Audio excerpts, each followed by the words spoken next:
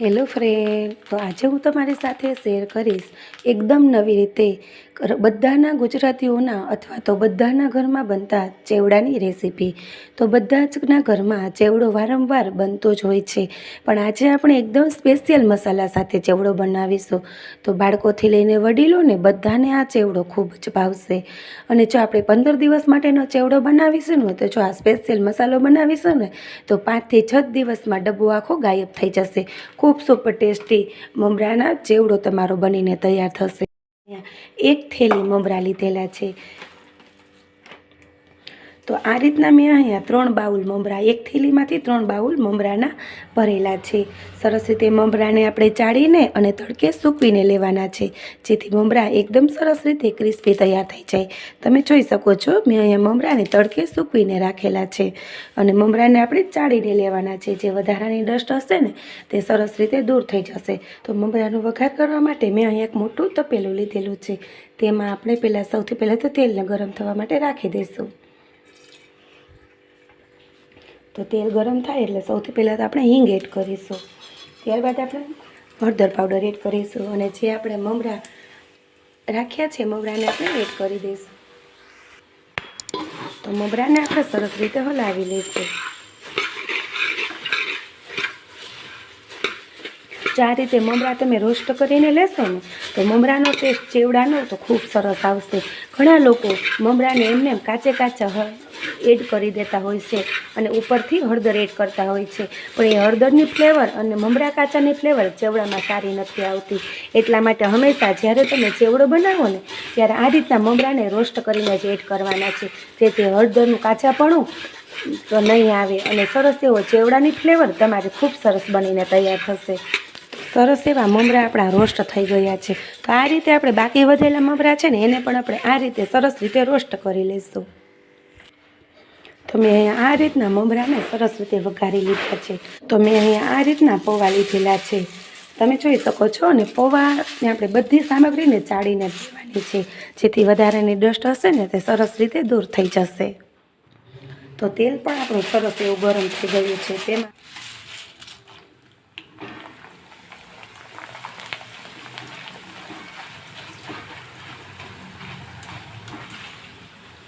તો આ રીતના આપણે બધા પૌવા, મેં અહીંયા 250 ગ્રામ જેટલા પૌવા લીધેલા છે, તે બધા જ પૌવાને આપણે તળીને સીધા જ જે મમરા આપણે વઘાર્યા છે ને, મમરામાં ડાયરેક્ટ એડ કરતા જશું.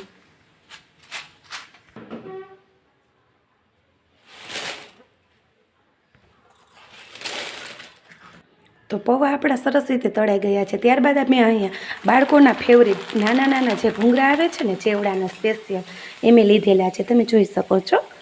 એ આપણે એડ કરીશું. જેમ બને એમ વધારે એડ કરીશું, કારણ કે બાળકોને તો આ ઝીણી ભૂંગળી તો બહુ જ પસંદ હોય છે.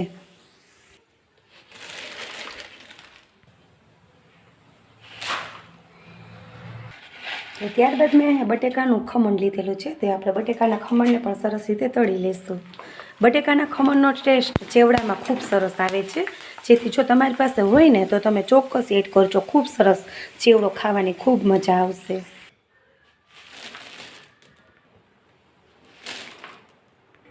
તો બટેકાનું ખમણ પણ આપણું સરસ રીતે તળાઈ ગયું છે. ત્યારબાદ હવે આપણે મગફળીના બી એડ કરીશું અને એને પણ આપણે સરસ રીતે ફ્રાય કરી લઈશું. તો મગફળીના બી પણ આપણા સરસ રીતે ફ્રાય થઈ ગયા છે. તો આ રીતની છાલ ઉખડવા લાગે ને, એટલે સરસ એવા તમારા દાણા ફ્રાય થઈ ગયા હશે.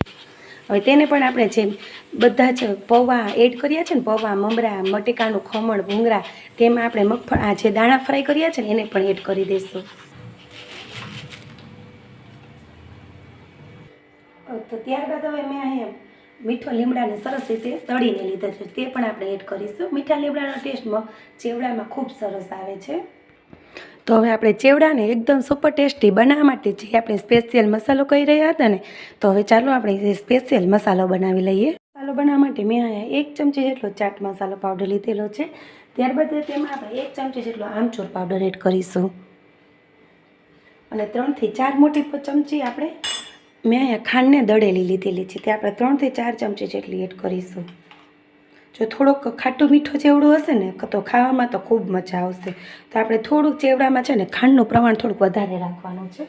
ત્યારબાદ તેમાં આપણે 1 થી 2 મોટી ચમચી જેટલું લાલ મરચું પાવડર એડ કરીશું. તો તમે તમારા ઘરના તીખાસ પ્રમાણે ઓછું વધારે કરી શકો છો.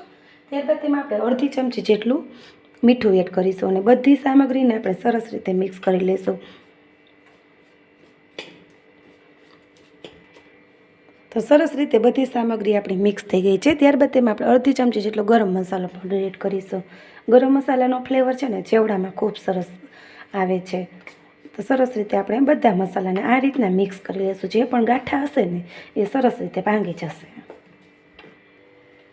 તો આપણે જે બધી જ વસ્તુઓ ફ્રાય કરી છે ને તેમાં આપણે હવે જે મસાલો બનાવ્યો છે ને મસાલાને સરસ રીતે આ રીતે મિક્સ કરતા જશું.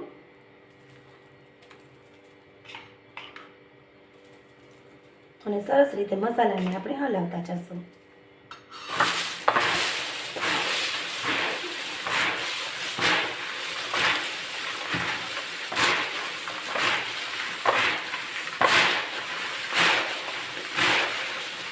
આ રીતનો હલાવ્યા બાદ આપણે જે મસાલો વધ્યો છે ને ફરી આપણે આ રીતના સ્પ્રિંકલ કરી દઈશું, જેથી બધી જ સરસ રીતે બધામાં મસાલો આપણો કોટ થઈ જશે અને સરસ રીતે મિક્સ કરી દઈશું.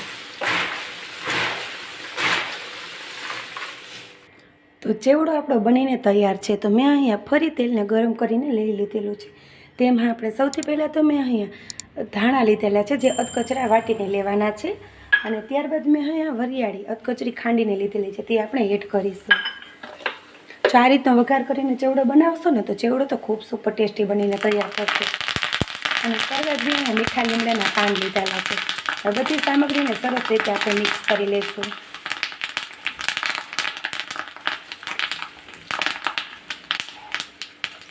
તો એકદમ સરસ રીતે આપણે ત્રણેય સામગ્રીને સાતળવાની છે, જેનો ટેસ્ટ ચેવડામાં તો સુપર ટેસ્ટી બનીને ચેવડો તમારો તૈયાર થશે. તો હવે આપણે જે આ ત્રણેય સામગ્રી જે આપણે સાતળી છે ને તે આપણે ચેવડામાં એડ કરી દઈશું.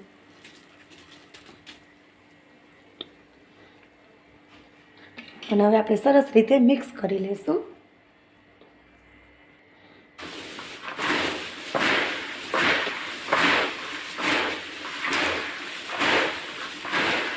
તો એકદમ સુપર ટેસ્ટી અને બાળકોનો તો ફેવરેટ એવો આપણો ચેવડો તૈયાર છે. અને એકદમ જો સ્પેશિયલ મસાલો એડ કર્યો છે ને એટલે ચેવડાનો ટેસ્ટ તો ખૂબ સરસ આવ્યો છે. તો જો હજી સુધી મારી ચેનલને સબસ્ક્રાઈબ ના કરી હોય ને તો સબસ્ક્રાઈબ કરી દેજો. સાથે બેલ આઇકોનને જરૂરથી દબાવજો. આવી જ નવી રેસીપી વિડીયો સૌથી પહેલાં જોવા માટે. તો એકવાર ચોક્કસ જો તમને આ રીતનો મારી ચેવડાની રેસીપી ગમી હોય ને તો લાઈક અને ફ્રેન્ડમાં શેર કરવાનું ના ભૂલતા. અને આ રીતે તમે એકવાર ચોક્કસ ઘરે ચેવડો બનાવીને બાળકોને ખવડાવજો. બાળકોને તો ખૂબ જ ભાવશે. તો સરસ એવો ચેવડો આપણો બનીને તૈયાર થઈ ગયો છે. હવે આપણે આ ચેવડાને એરટાઈટ કન્ટેનરમાં ભરીને તમે આ ચેવડાને 15 થી 20 દિવસ સુધી ખાઈ શકો છો. પણ 15 થી 20 દિવસ જેવું તો થશે જ નહીં. જો આ રીતના સ્પેશિયલ મસાલા સાથે ચેવડો બનાવ્યો હશે ને તો 5 થી 6 દિવસમાં ચેવડો તમારો ગાયબ થઈ જશે. તો ચેવડો બનાવ્યા બાદ મેં અહીંયા સેવ લીધેલી છે. તો આ સેવ મારી ઘરની બનાવેલી છે, તે આપણે એડ કરીશું.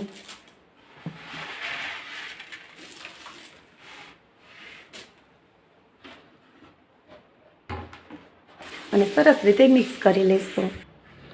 તો સુપર ટેસ્ટી અને એકદમ મસ્ત એવો ચેવડો આપણો બનીને તૈયાર થઈ ગયો છે. તો ફરી મળીશું એક આવી નવી રેસીપી સાથે. Thank you friend. જય શ્રી કૃષ્ણ.